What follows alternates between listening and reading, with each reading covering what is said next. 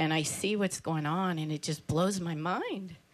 I cannot believe what's going on over here. Honestly, I cannot believe it. I'd like to start with a quote from John Banyan. You have not lived today until you have done something for someone who can never repay you. It's been really hard to articulate my feelings. I've been saying, you know, we are the Aloha State. We are the heart chakra of the planet. If we can't figure it out, how to do it here, who the hell is going to figure it out? But we live on islands here. It's like squeezing a water balloon. You just squeeze the problem into another community. As you crack down in Waikiki for business interests, you're just pushing those problems into other parts of the community. And basically, we need restrooms. It's it's not medieval times. It's just a basic human need. People have to go to the restroom. I'm here to express my strong opposition to this bill. I find it stupid and cruel, and it's very heartbreaking. And that's all. Are we just going to walk by, or are we doing something? It's kind of like the trash on the street. How many of you stop and pick up the trash on the street, or do you just walk by? To me, an all-island ban is like saying to some of our most vulnerable citizens, "Gotcha, now where are you going to go?" It's very difficult to find a public restroom to use if you're out in the central Honolulu area. Most businesses won't allow you to use their restroom if you're not a customer at that place.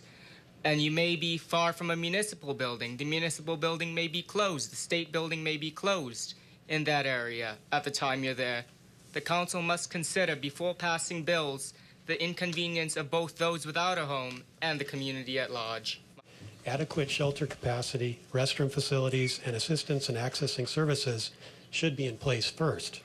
Simply having funding in place doesn't count. The last thing we need is to criminalize the victims. One of the guiding principles in the state's 2004 Plan to End Chronic Homelessness in Hawaii reads, "We refuse to adopt recommendations that merely manage rather than solve homelessness and its related problems." I urge the council to act in the spirit of that principle. We cannot redundantly apply a Band-Aid/bill to a wound that must be opened, pulled out at the core, and reconstructed. Not being able to afford a home means you cannot afford a fine. What are your affordable housing alternatives? Please tell me right now. Raise your hand and tell me. Not one of you raise your hand and have your alternative. So guess what? What's the deal? You're going to find people that don't have any money, so then they're going to be able to pay the fine. So you're going to put them in jail, $100 a day or more, and without any kind of alternative for them to go. Housing first, not jail. And they're actually less expensive than this revolving cycle that seems to be right here in Hawaii. And I think that's where the answer is. It's financially responsible and smart to do it that way. I live in a neighborhood with very smart people, business-minded, and I know that they would support this because this is less expensive to provide them housing first. You'll see all the elderly women who work as housekeepers in all the major hotel chains. They're coming downstairs, the bus stops are full, so they'll sit on the sidewalk. Are police officers to also cite them or arrest them as well? If not, are we supposed to expect our police officers to profile people who are without a home? Would that not be inappropriate, cruel, in fact? Absolutely it is. We cannot ask our police officers to cite one category of people, yet not another category, because this person, they're just sitting here waiting to go to their permanent home, while another person is sitting here without a permanent home to go to. It's absolutely inappropriate. I believe that these homeless people represent just difference, just diversity. I wonder if any of you have gotten to know any of these people. They're real people. They have blood through their veins. We need to start paying attention to what the hell we're doing here, not just listening to some mayor or whatever. And I'll be honest with you, if I had a clue, I admit I haven't been paying that much attention. But if I had a clue, I would have never voted for the guy. I'm speaking on Bill 43, the urination in public. It's a bit of an embarrassment we even have to be discussing this at a council meeting here today. I know that this council could do something about this problem almost immediately by providing restrooms.